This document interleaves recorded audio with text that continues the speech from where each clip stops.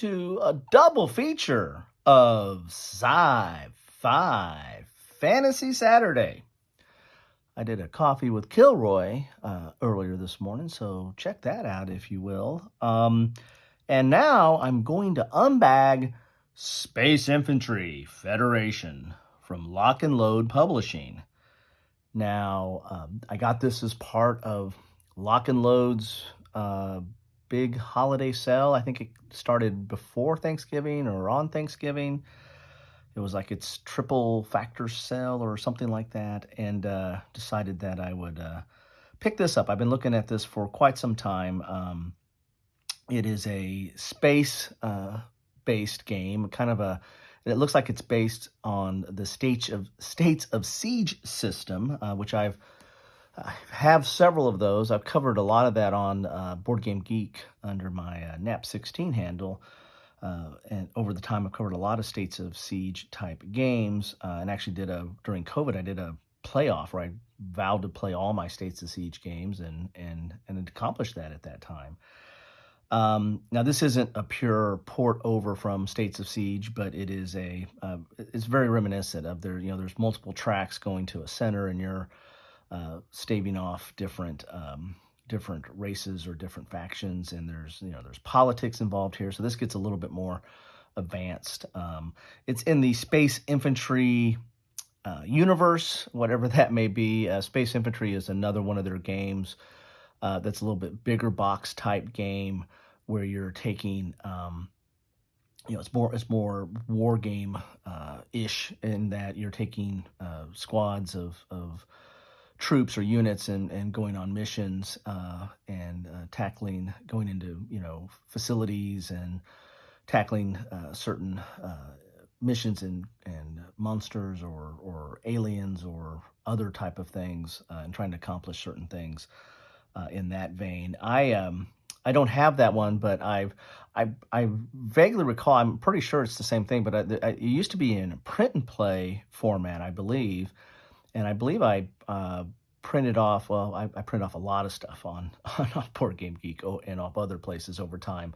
My print and play part of my collection is relatively vast, but I believe I have a print and play version of that somewhere filed in my file system. But I remember printing that out and playing that, and I believe they took that from what was originally a print and play game and turned it into a big box game. I believe that's the case. If I'm wrong, let me know in the comments. You got to do something in those comments. But this is not that. This is in the same universe as Space Infantry, but this is the more macro or strategic view of the universe, and you're playing, I guess, the humans or the Federation and against all these other different factions. So it comes in a bag here. As you can see here, it shows you the different charts and stuff. This is executive producer is David Heath. He's the owner of Lock and Load. Lead design was Nathan Hansen, and development was Nathan Hansen. I believe Nathan did the original. I don't know if David Hansen did the original Space Infantry, but not sure about that. Anyway, Space Infantry Federation. During the Second Contact War, humanity chased their enemy straight into a hornet's nest of hostile alien species. With the Human Federation centuries out of date by comparison, the race is one to defend and fortify the 6 Federation colonies before these factions can sweep in and take it all away. If they make it to Sol is Earth, all will be lost. You'll have the best of humanity to work with, the elite space infantry, the colonial guard and their allies, and a host of technologies and resources to research and deploy as you see fit. You can be aggressive, welcoming the conflict to come. You could choose to take a more diplomatic approach and potentially avoid the conflict with the alien faction altogether, or you may be able to use your network of spies to stoke war between your enemies, tying up the resources so they can't focus on you. There are many viable approaches. You're opposed by forces of the Flesh Eaters, the Chthonians, mercenaries, mutants, and cybers. Each will react to your choices and actions, each capable of sending fleets and troops to besiege your colonies and wage war on Sol. Each faction had their own unique abilities to contend with and special powers to use against you. Can you hold off the alien faction long enough to fortify the Federation Will internal political affairs and turmoils cause it to collapse within? Can humanity keep up with the race for ever more advanced technology, or will it be relegated to a simple backwater, incapable of ever competing on the galactic stage? All that depends on you. Good luck, Commander. So this is ages 12 plus, one player. This is a solo game. All the States of Siege are generally solo games. 1 to 4 hours of time. Complexity is kind of mid-range, and solitaire playability is all boxes are checked. Let's take a look inside this bag here. So I got this relatively quickly. I ordered this, again, as part of the Thanksgiving deal, which I think was, I ordered it like either the night of Thanksgiving or the night before or something like that, and maybe it was the day after even, and already have it here. Lock and Load Publishing, you got a little bookmark here. It's kind of cool. Suicide Hotline there. ABCs of Salvation. Cool. All right, so we got some little bookmarks here. Now we get into the manual. Let's take a look at that thing first. It's actually good stock here. And the back of the manual looks like the back of that other page. You got some, here's Space Infantry Resurgence. This is that big box game in this world. Wing and a Prayer is another one of their games. Here is the credits. So it looks like you've got 32 pages of rules, but it is relatively big font or large font, full color, some examples in here.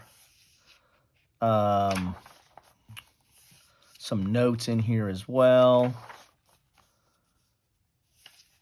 So as States of Siege type games go, this one is a little bit more on the complex side. There's a lot going on, a lot of extra charts and stuff, and tables that you kind of need to keep track of.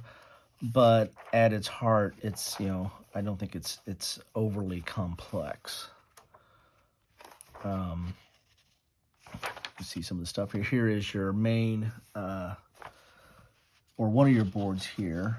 This has your research progress, resource pool, resource track. So this is assets and resources mostly. You have an event board as well. This is your main board. As you can see, it kind of has those tracks. Here's Soul, and here's where these different factions are coming at you. So you've got 1, 2, 3, 4, 5 different factions that will kind of move along here. And in most States of Siege games, if the enemy or one of these tracks ever ends up in your space, then game over. And usually you're trying to go through a deck of cards before that happens. That's the typical States of Siege format. I'm not sure how this plays out, if that's the same in condition, or I don't think there's any decks of cards in here, so it might be a different way of how they move on the track there. Probably dice-based. Here's another chart. This is your war effort. This is kind of the political chart. So you got your different factions here, and you've got peace, Cold War, mobilized war, and total war. So different factions, like on these blue factions, you're at total war. Everybody else, you're at peace right now, and then that's going to have some effects on the game here. Activation queue, activation tokens, research, and this is kind of your political charts here. And when you do certain things, that moves these tokens forward and what have you. But you've got, like for these two factions, you've got alliance and war over here. So you got this kind of alliance and war track, and where you stand with each of the different factions there. So your political side, so there's a political, there's a war, and there's a research. So you've got somewhat of an attempt at kind of a 4X game. There's really not an explorer here because you got to have a set track. But it looks like there could be, exploitation and extermination, and can't remember what the other X is. Here's all your counters. So you've got political status markers, activation chits, a lot of activation chits there. So maybe that's how maybe it's a chit game as well. I watched a playthrough on this a long time ago. So that's one reason I've always been interested in it. So you got your main board, you've got your politics board, you got your resource board. So as I said, there's a lot more extra tracks here than what you might have in a standard States of Siege type game. So here's your event board, available event counters. So your events are going to be handled in encounters. Foreign relations, economy, internal politics, and there's got a role here. Again, this is solitaire, so I imagine some of these roles are what's going to happen for the turn or what the event is. Technology, military, and these are one-sided. They're decent, not the thickest, but decent size board, and they're one-sided because you're going to leave them off to the side because this is your playing boards. These are bigger boards here. So pretty good sized boards there. Let's see if I can go up a little bit and give you guys a little bit better view of that. So you got your research progress. This is kind of your research board, assets and resources and the like there. Then we have the politics board. And it's the same thing you saw in the book, but it's laid out here. And this is, good sized board here. And it's on, feels like this is on, maybe it's the same thickness. It feels a little bit thicker. Then you get your big board here. This is your kind of the main map, the universe, so to speak. You got Sol in the middle and all these tracks that are going to be moving here. And that their fleets, I guess, will be moving along here is my recollection. And you got their home planet as well. So maybe you can go and invade their home planet here. Cut them off at the pass. So there you have it. Those are the boards for the game. Pretty nice. Then we got one more board here. I'll do this last. This is the back page, but this is also the reference board here. So you got your galactic conflict, war opportunity, alliance and war effects, and then your quick counter reference. So these are for each of the different counters, what it means and what it does here. So a nice little reference to have off to the side here. And then you get your counters. They are sealed for your protection, for ripeness, to keep them in the bag so they don't, oh boy, they come out quick. I just was lifting that out and whoa, baby. Whew. They are ready to get out of the bag and onto the board where they should be, right? Right? I hear you. Look at that. They're already falling out here. So look at that. And that poked out the ones underneath it. So I'm just poking out it. I'm just poking out everything. So this is typical lock and load. I don't know what the heck I'm saying these days. Let's go down. Let's go back in. Let's go down. Let's get up close and personal.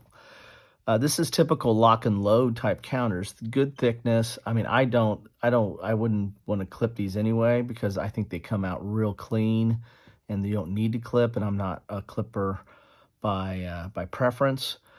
So I think these are fine in really good thickness. This is typical lock and load type quality. Have a lot of lock and load tactical and lock and load World at War 85 and Nations at War and stuff like that. So good quality counters. So you got a lot of these. These are all these different counters here. So you got your explanation. So this is a spawn counter here, and this one is looks like this is a double resource roll counter right there. So, and then you got on the back, maybe they're all the same on the back. So at least those two are the same. So you got a lot of these counters, a lot of these X counters here are status markers. And again, everything's double-sided. I imagine all these activation counters or whatever, or chits or whatever you want to call it, they might have all the same backs.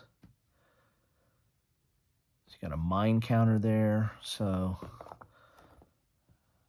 kind of cool.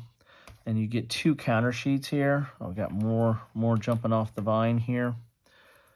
Imagine these are aliens. These are some of the races you're going up against here. And a good, decent thickness there. And so more counters here. So a lot of icons, a lot of images and icons, and so there might be a little bit of a learning curve of what is does this mean? I imagine the different colors go with the different factions for those different tracks. Um, but there's a lot going on here, but these come out really easy. I was just picking that up, and that's coming out right there. So very very easy to punch these out and get these ready to the table. So I mean that there's a lot going on right there. So and after I remember when I watched these playthroughs, I mean that was kind of the one of the reasons I kind of was a little hesitant on this game. Was like, I like my solitaire games to be, I like them to be somewhat meaty and meaningful, and the AI not to be a pushover. But I also like them to be simple and accessible enough that I can I can pull it out and I don't have to read, this is 31 pages, but read, 30, 40, 50 pages of rules and try to, learn a full war game, in one setting. I kind of like to be able to understand, something that's relatively easy to get to, understand, and get to the board and set it up and start playing. Not super simple, but simple enough that it doesn't. Every time I play it, I don't have to like relearn it completely. I like it to kind of some of it to retain in there. States of Siege games kind of have that because there's a lot of similarities between the systems. As I said, this one is kind of goes well beyond that typical system. I mean, the States of you probably need to use dental records to recognize the States of Siege influence here, but there's still some here. But they've took it in a different direction and made it a little bit definitely meatier and a little bit more to chew on here. And there's a lot going on here. So at first I was kind of reluctant to get into this one because of all that. But I thought, what the heck? I kept looking at it, and I do enjoy me a good solitaire space game, and I wanted to have something to talk about on Sci-Fi Fantasy Saturday. So that's what I have for you today. Thanks for stopping by. Let me know.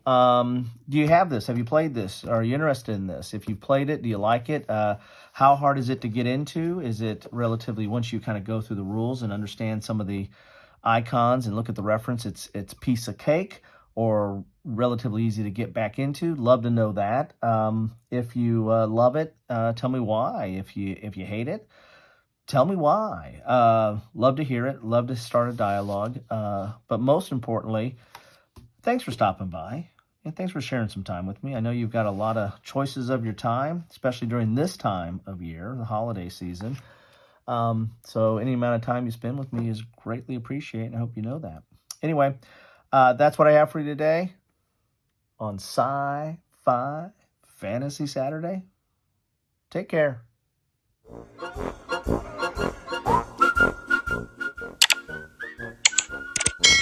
Thanks for watching.